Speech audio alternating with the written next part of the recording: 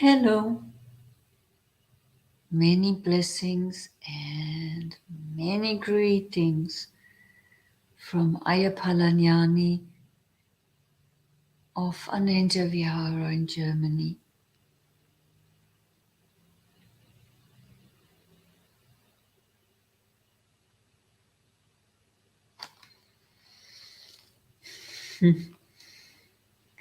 As always, we start with a little bit of calming down and relaxing, not to say with meditation.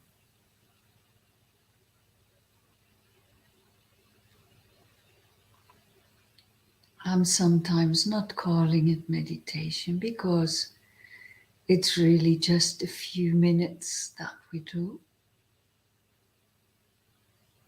And we're not going into deep states of anything. I'm not even intending to. We're just preparing our minds to speak the Dhamma or to listen to the Dhamma. In your case,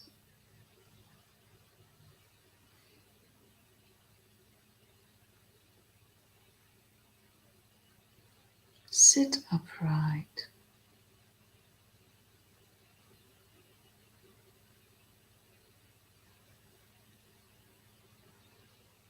and relaxed, with nothing working but those muscles and sinews that you are using to sit upright. Breathe in deeply and breathe out.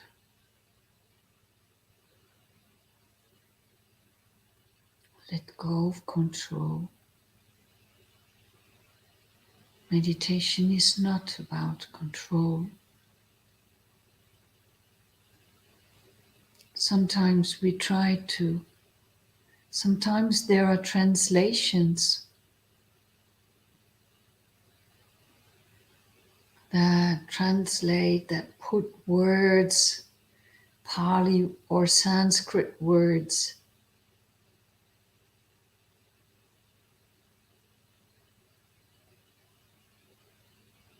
in English or in German like control.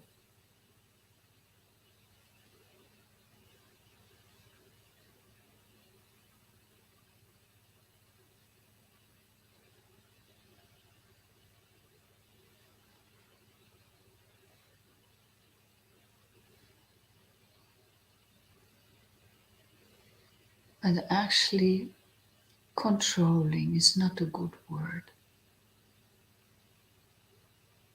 Especially not in the sense we are using it or we are used to. Controlling means that we want something in a certain way, and if we don't get it, then we are displeased. So we are more guarding and taking care that things turn out more and more often into a wholesome direction.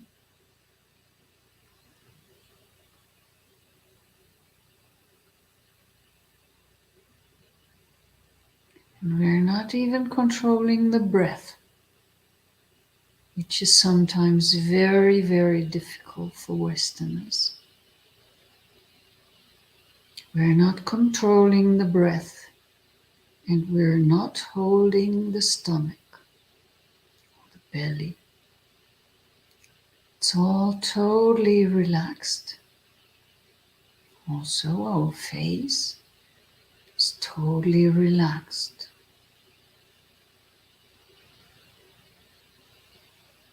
And the air just does what it does.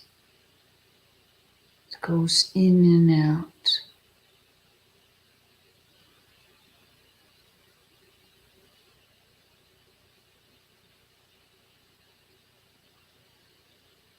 of the body,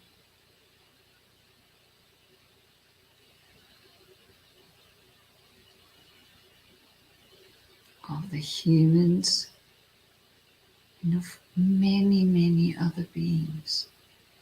We are not the only ones breathing.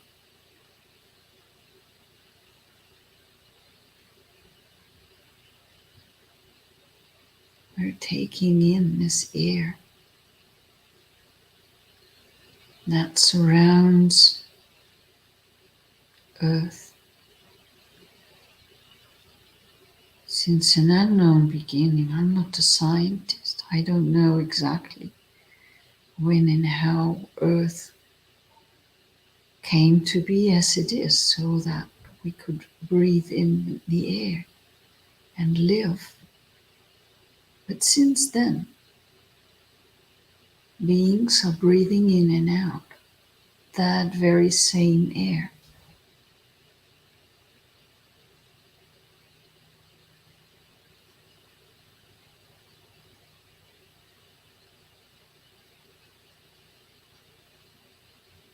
There's no possible exchange of air. We are not getting a new one.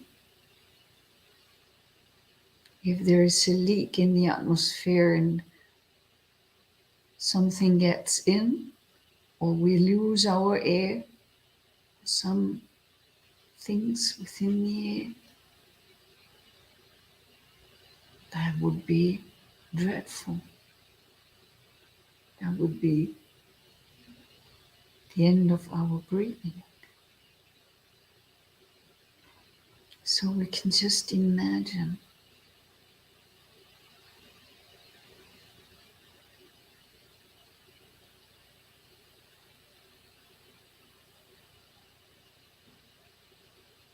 how powerful and pure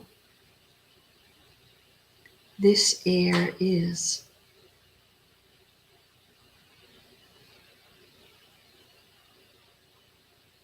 And this earth is.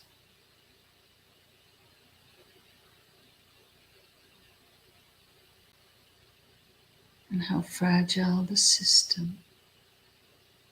So we want to protect it for future generations.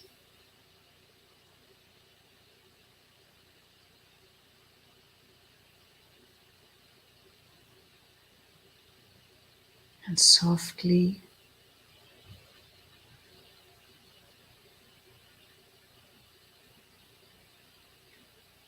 and with love for all beings, we're breathing in and we're breathing out.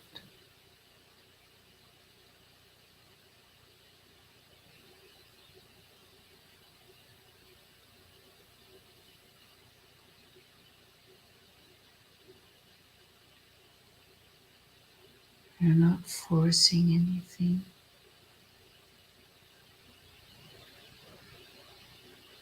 Just sit upright and prepare our minds and our hearts by opening up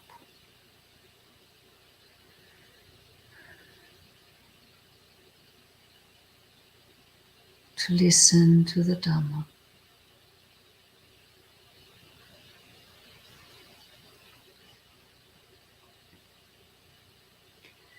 Namo tassa bhagavato arahato samma sambuddhassa. Namo tassa bhagavato arahato samma sambuddhassa. Namo tassa bhagavato arahato samma sambuddhassa. Buddhang dhammang sanghang namasami.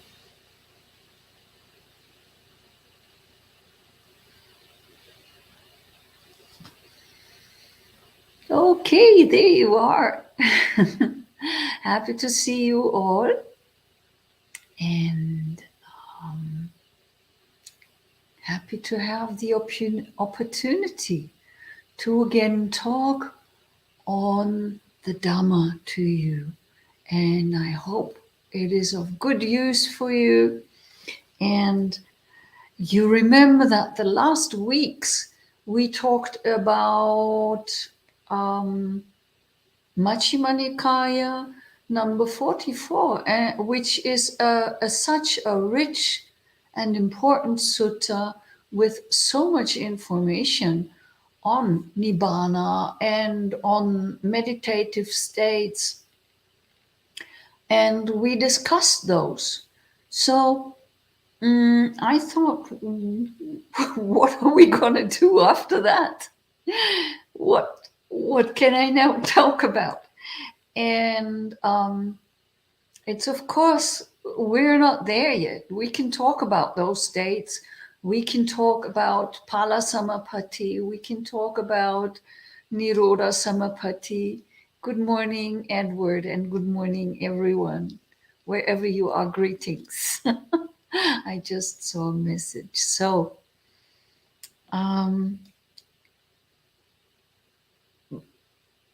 what can we talk about after a sutta that was dedicated to topics like Nibbana? What is left for us? And of course, it is the way leading to Nibbana. We have, most probably all of us, quite a way to go, quite some practice to do. And so we should do our best. And one of the ways is studying and learning. So you do something for that. And one of the topics that happens, one of the things that happens is that you are getting rid of the fetters. As the more you approach the final destination of Nibbana, the more you would get rid of the fetters. Fetters, I don't know if you remember, are called samyojana, things that bind us, things we're bound by. Shackles also, yokes also. And what are these fetters? So there are 10. Mostly it's 10 fetters that we talk about in Buddhism. And Sakkaya Ditthi, the belief in a self, is the first fetter. Doubt or uncertainty,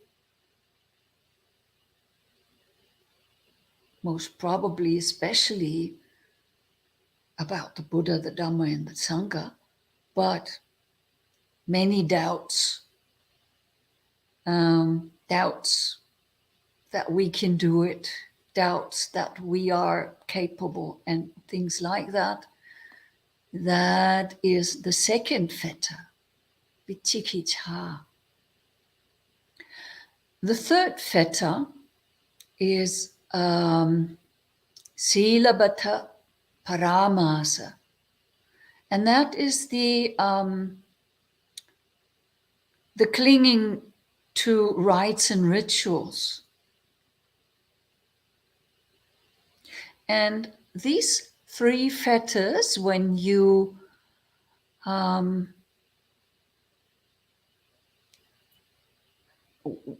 become a stream enterer, you have dealt with, say, the first,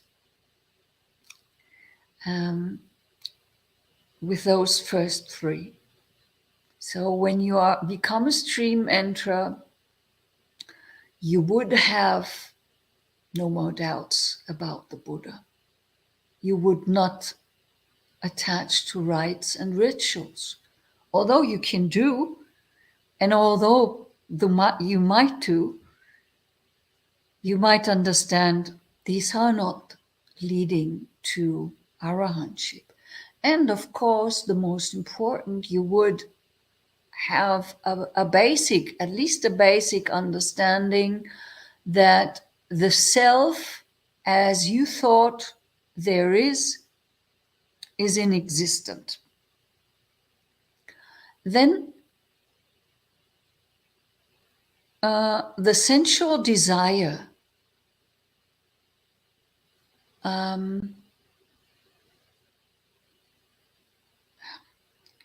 just a message popped in, sorry. The sensual desire and ill will, kama chando and vyapado, are as one's returner lowered.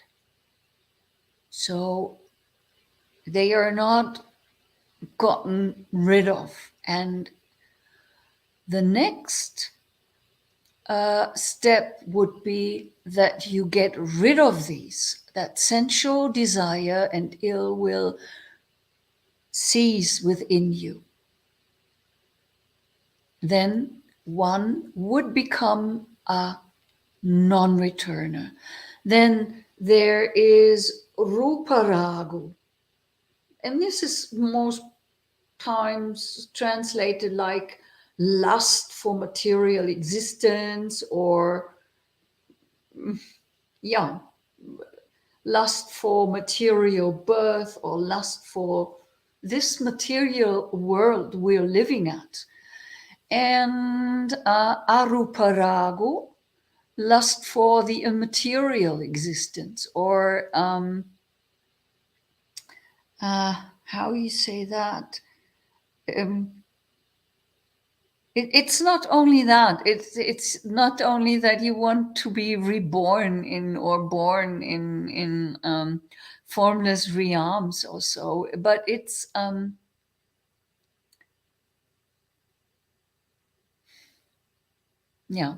difficult to explain, I think.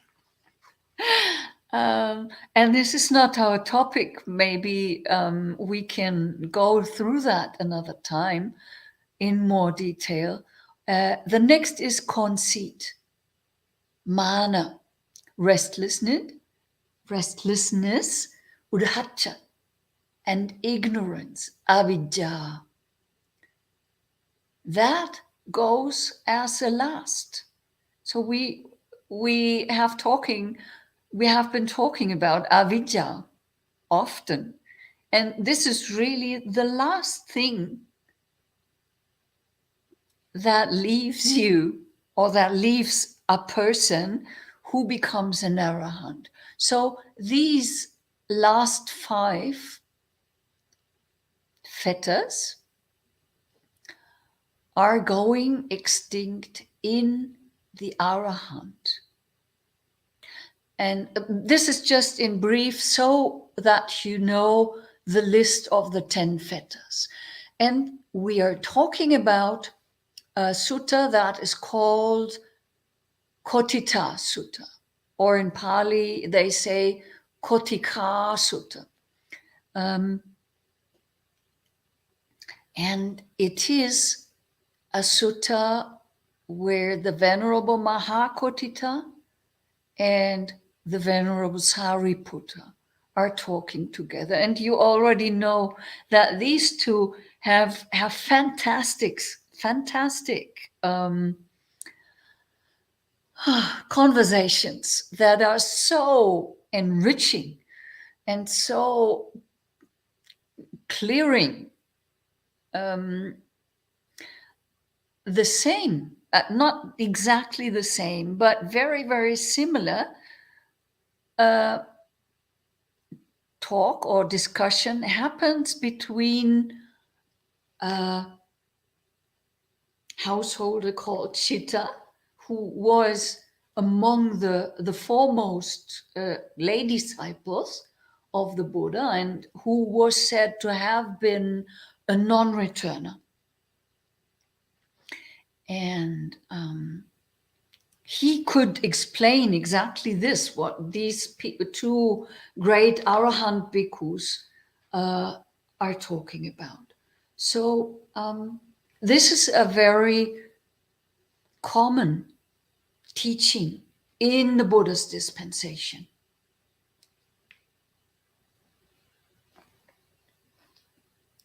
And it is from Samyutta Nikaya in the book 35 or chapter 35, and it's the Sutta 232. And it's the chapter of the 6 sense bases. I have the book, but you also find it online. So that's why I'm telling you the numbers.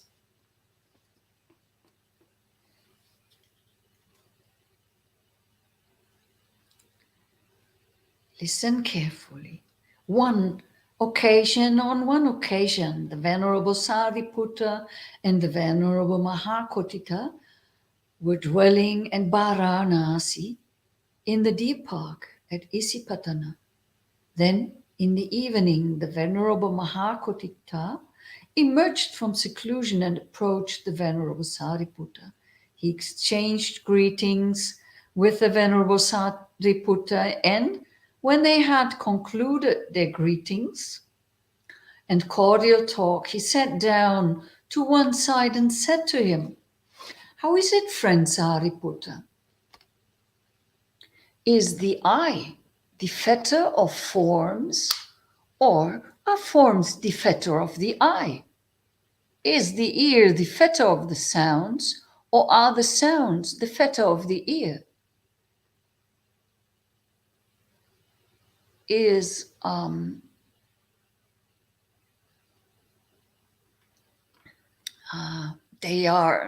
sutta is abbreviated, but it of course continues with the after the ear with the smell. So it would read, it doesn't, but it would, is the tongue the fetter of the tastes, or are the tastes the fetter of the tongue?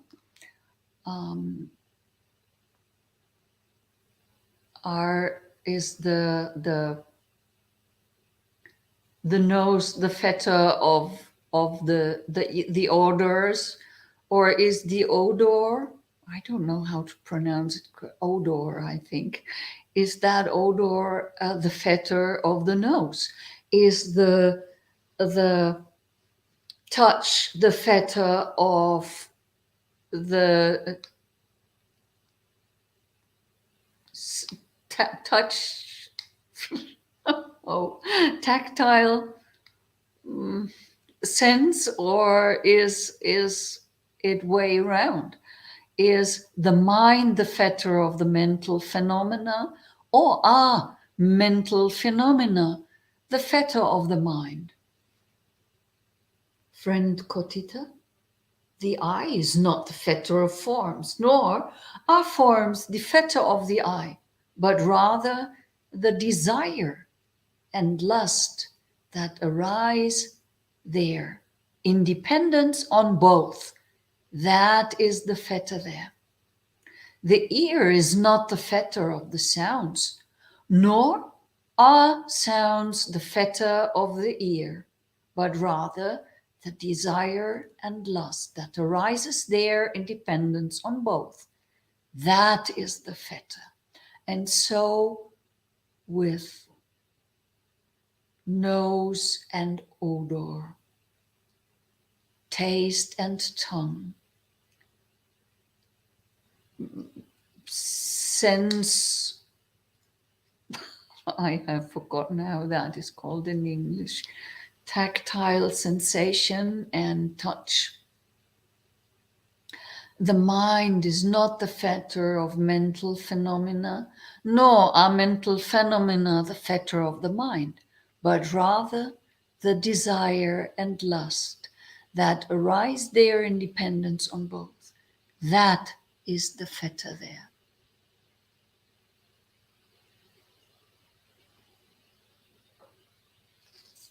Suppose, a friend, a black ox and the white ox were yoked. A black ox and a white ox were yoked together by a single harness or yoke. Would one be speaking rightly if one were to say the black ox is the fetter of the white ox? Or the white ox is the fetter of the black ox? No, friend, the black ox is not the fetter of the white ox, nor is the white ox the fetter of the black ox, but rather the single harness or yoke by which the two are yoked together. That is the fetter here. And then the former is repeated. So too, friend, the eye is not the fetter of form.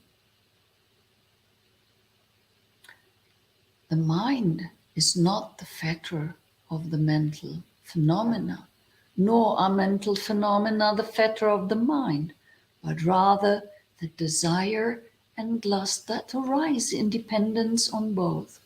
That is the fetter here. The sutta continues, and I will read it, but for now we are sticking a little bit with what we have heard so far.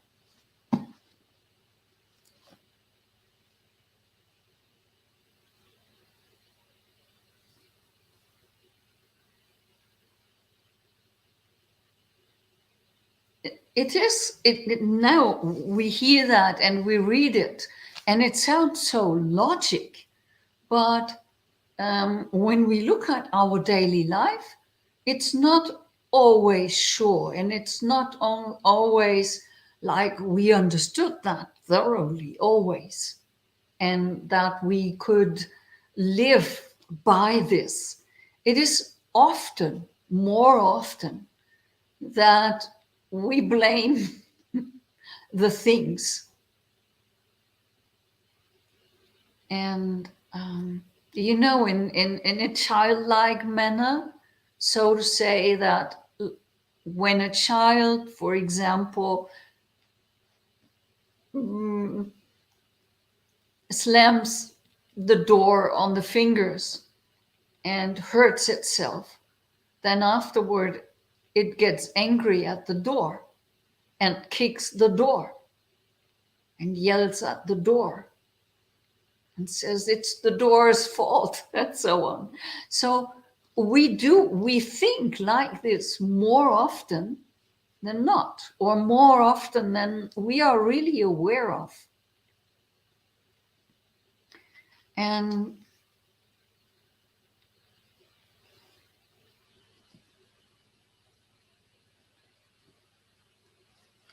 what has that to do with the 10 fetters that I was reading and not reading, but talking about in the beginning?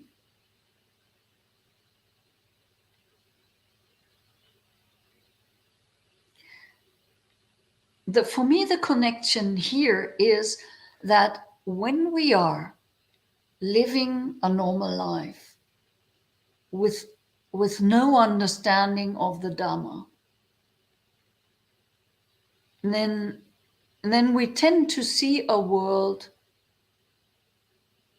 like with identity view, Sakaya Ditti.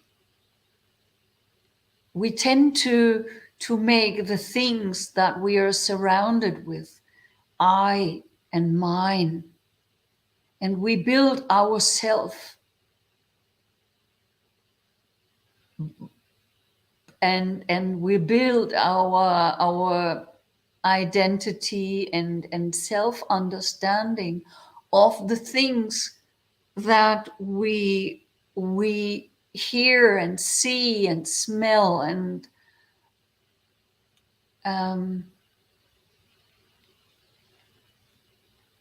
so we see, we hear, we smell, we taste, we touch, we feel, and we think. And that's why we think I am. So this self-view, the fetter self-view, is directly connected with the fetter that is here in our sutta, the seeing of the form. And we totally use not wisdom, but this childlike understanding when we look at ourselves. We think, I see it, I feel it, thus it is mine. And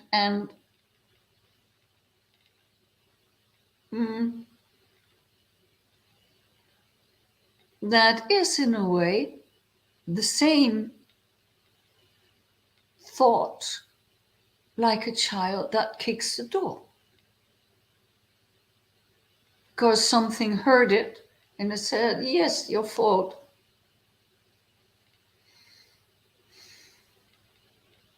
So there is indeed between these fetters and the 10 fetters that we have to get rid of to come to experience Nibbana. There is a deep connection there.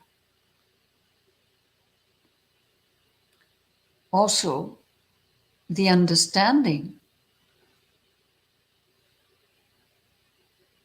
of doubting. Maybe I am more knowledgeable than the Buddha. Maybe I know better than the Buddha when I feel this is myself. And doubting the Buddha. This is really funny. You know, I mean, the Buddha was the most experienced, the wisest person that has ever touched ground here on this earth. And we doubt it. We think, oh, maybe he was not right. No?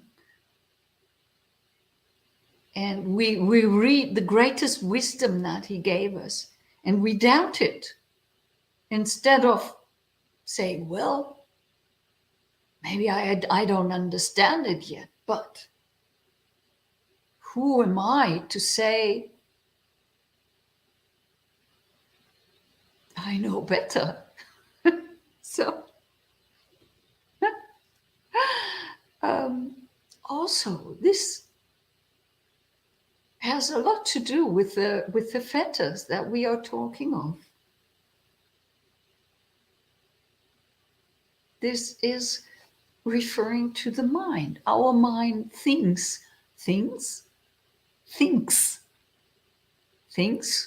So it's thinking and making up ideas and believes them, and actually does believe that we might be more knowledgeable than the Buddha. So that there's a valid reason to doubt what he says.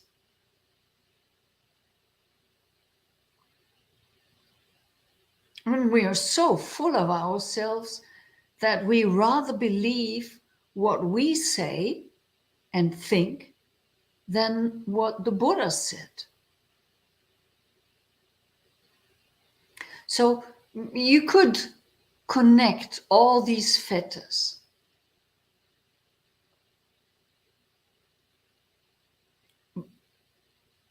But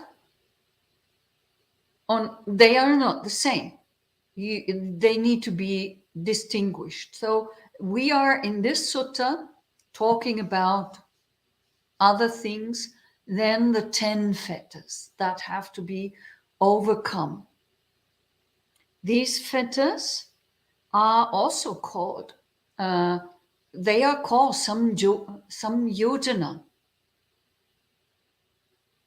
things that bind us, things that bind us to birth, things that bind us to this life, things that keep us away from letting go of all the fetters.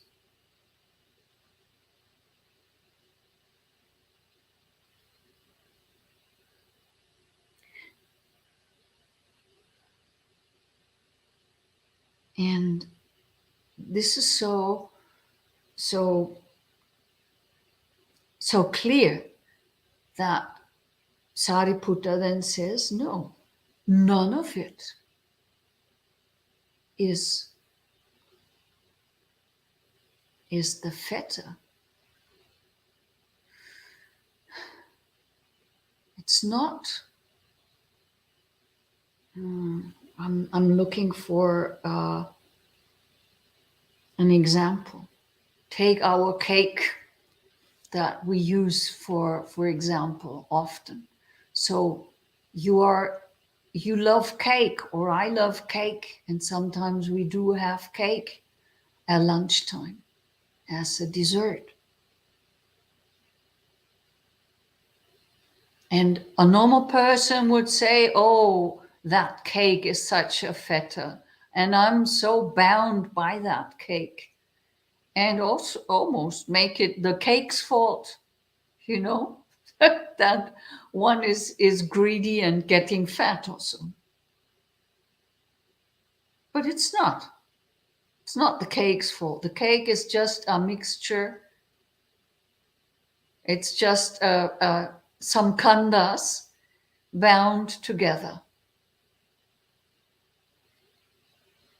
Some rupa khandas, not some mental khanda parts. But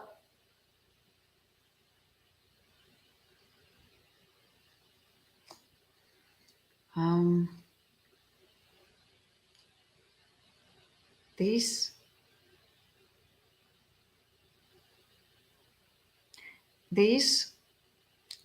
sensations that we have, that we do experience while we see the cake, we commonly do not perceive as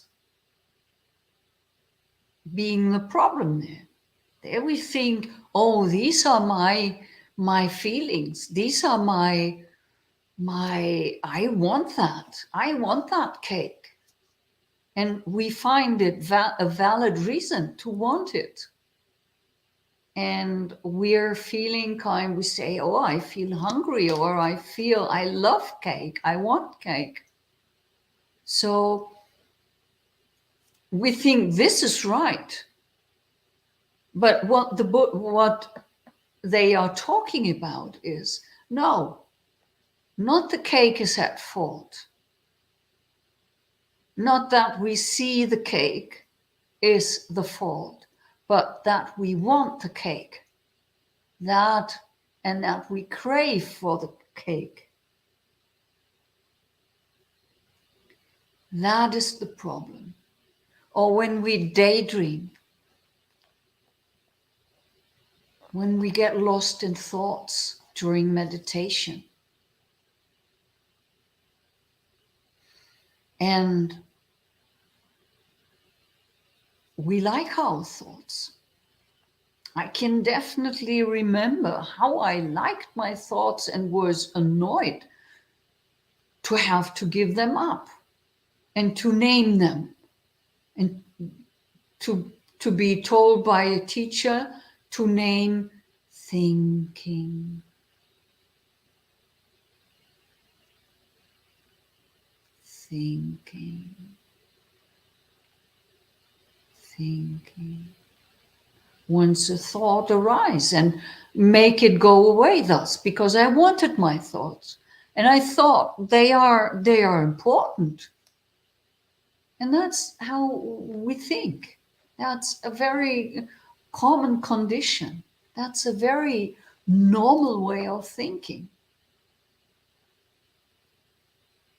But the thoughts are not very important. Sometimes, yes, it's important to think,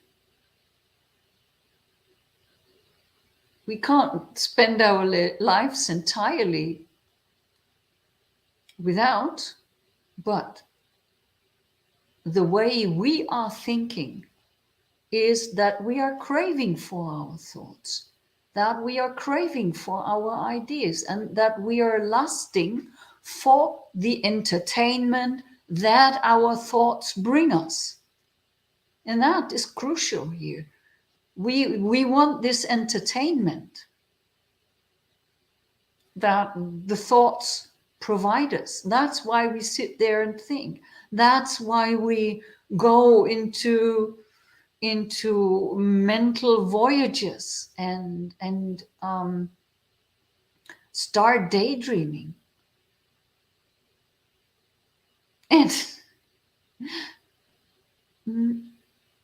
and then, of course, it's a fetter of the mind that we wanted. And then they come with that simile of the ox, the white ox and the black ox yoked together. And that really makes it so sure and clear that yes, of course, it can't be the black ox or the white ox. It's the yoke that keeps those two together.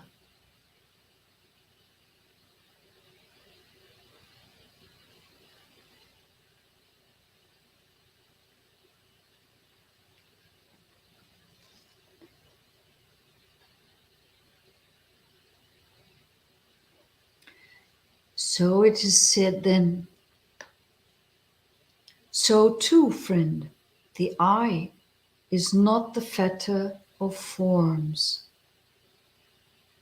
nor a mental phenomena, the fetter of the mind, but rather the desire and lust that arise in dependence on both. That is the fetter there. If, friend, the I were the fetter of forms, or forms were the fetter of the I, this living of the holy life could not be discerned for the complete destruction of suffering. But since the I is not the fetter of forms, nor are forms the fetter of the I, but rather the desire and lust that arise there, independence on both is the fetter there. The living of the holy life is discerned for the complete destruction of suffering.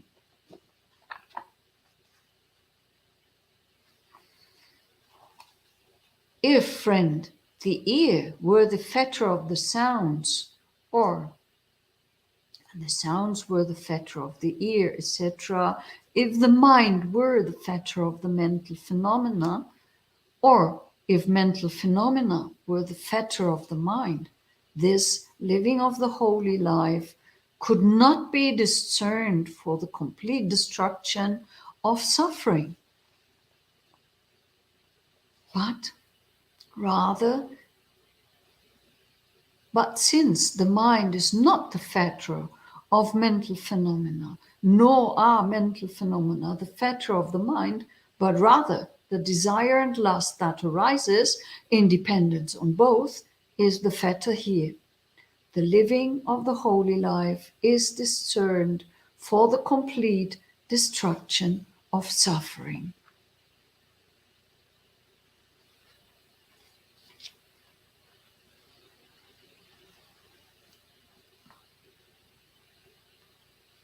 And that is really if my ears were the problem,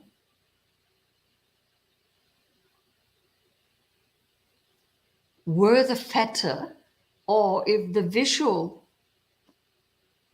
form would be the fetter, then there would be no way out. Imagine you are born with eyes, you are born with fetters. It's a little bit similar to what the Christian church says by you are born as a sinner. That is what I find so shocking. There is no way out. You're born a sinner and you die a sinner.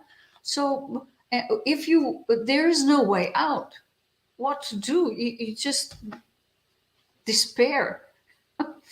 Um, if the eye or the nose or the mouth or the body physical thing or the mind were the fetter in this case, there would be no enlightenment. It would just be no way out of it. We would be bound by it, and that's the end of the story. We would be bound by it. And it's important. It's so important to understand we are not bound by the things. We are not bound by them. Or we might feel bound by them, but we are in fact not. And it's work, it's understanding and work that we need to do. So first the understanding, the eyes are not the problem. The seeing is not the problem. The perception of what I see is not the problem. The problem is the wanting, the craving, or the not wanting and rejecting. And this needs to be understood thoroughly, really thoroughly, that it's my work. That is the work that each individual, each of us selves that yet need to understand thoroughly that there is in fact not a self. That is the work that we need to do to abandon the view of a self and to abandon the understanding or the view that there is a self.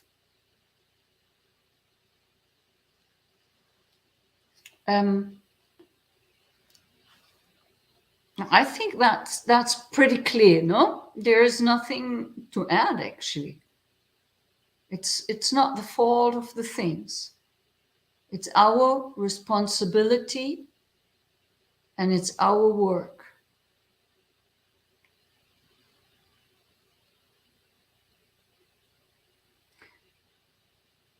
In this way, too, friend, it may be understood how that is so. There exists the Blessed One. There exists in the Blessed One the I. The Blessed One sees a form with the eye, yet there is no desire and lust in the Blessed One. The Blessed One is well liberated in mind. There exists in the Blessed One the ear. The Blessed One's ears hear a sound with the ear.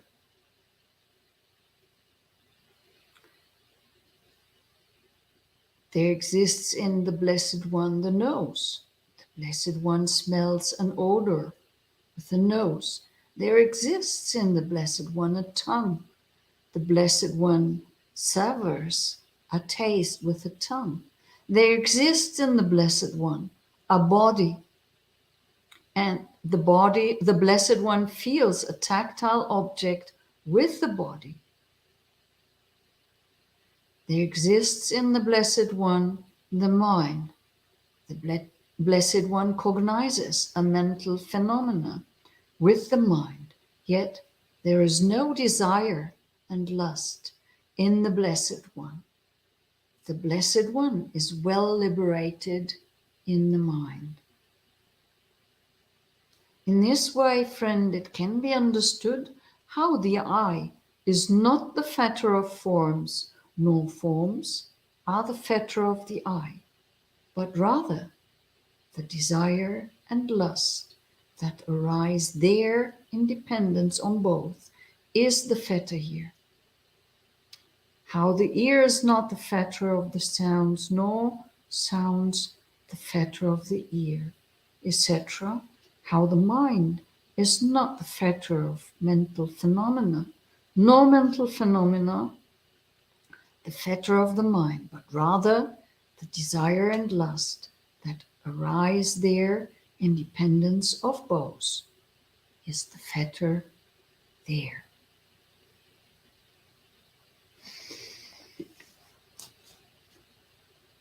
So this example of the Blessed One sums it all up, like what he said. There is the Blessed One. He was totally, totally liberated. And he has ears, nose, tongue, head. And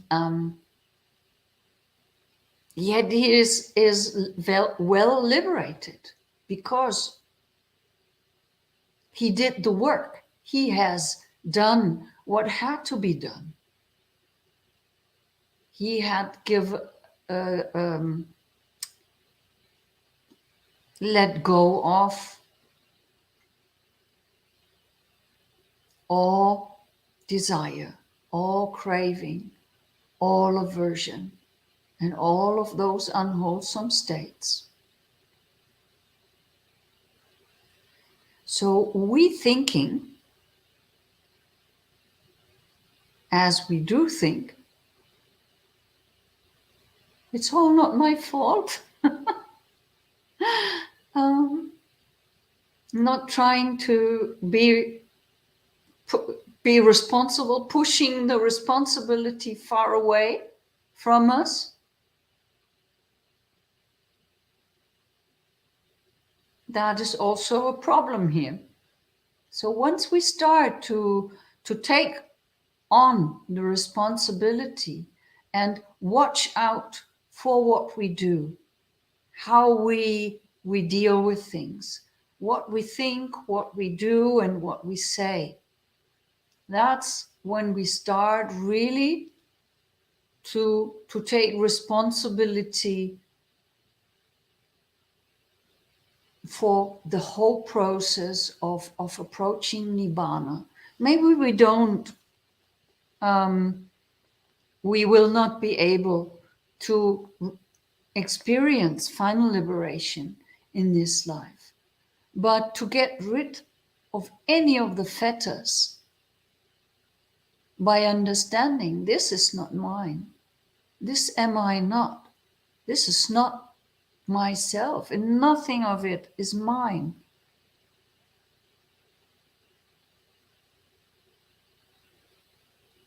That would help us greatly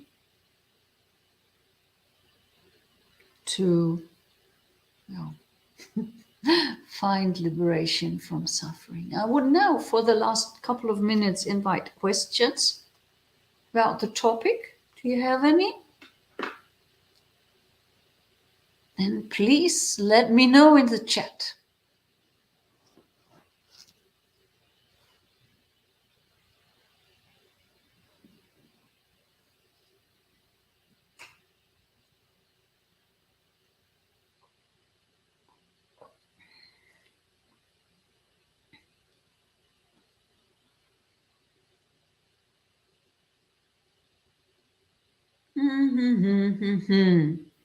No questions. Well, I take another sip because it takes some time to write something down. Maybe all of you are writing now. And a lot of questions pop up. So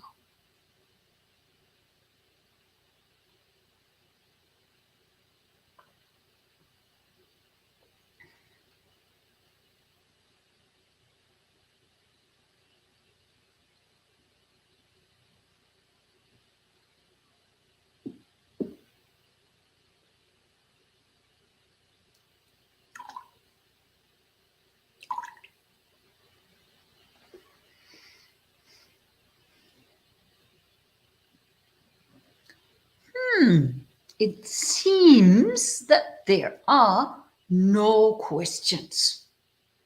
Well, in that case, I just want to tell you that I mentioned the other sutta, right? Oh, you're most welcome. Um, um, I mentioned the other sutta where Chitta, the householder, is talking about the same topic. And the interesting fact is that this Chitta was a householder. He never ordained. He died householder. And he was one the of the very good sponsors and donors of the Buddha. And he became a non-returner and died as a non-returner. And he even taught monks. Now it's a little bit short time, but there is the Sutta Samyutta Nikaya. Now I need to remember correctly. 41, the chapter in the discourses connected with the six sense basis, and it's the number one. And it's an entire chapter that Chitta, the householder, has there, and it's the very first sutta of that chapter of the Chittavagga, and it is called Samyojanas Sutta. And there, this householder Chitta tells some monks as it really is. So the monks were debating whether the same thing, that the debate whether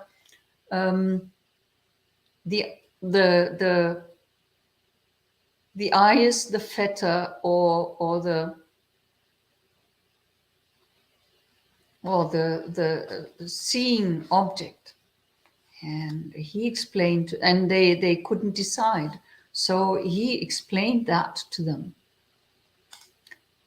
And it was said they were terras. So you might enjoy reading this sutta.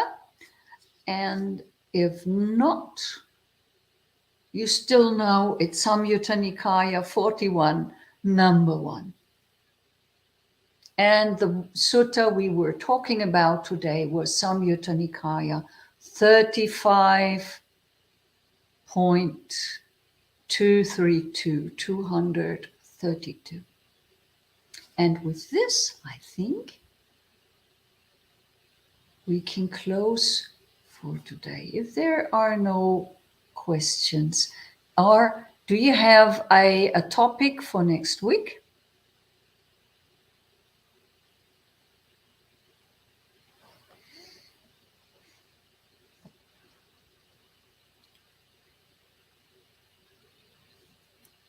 Well, if you don't have any topic for next week, I will look for one and surprise you. Okay. I wish you well. Send you blessings everywhere. Wherever you are, have a good day ahead. Have a good night ahead. And may you know your fetters and may you get rid of them. Bye-bye.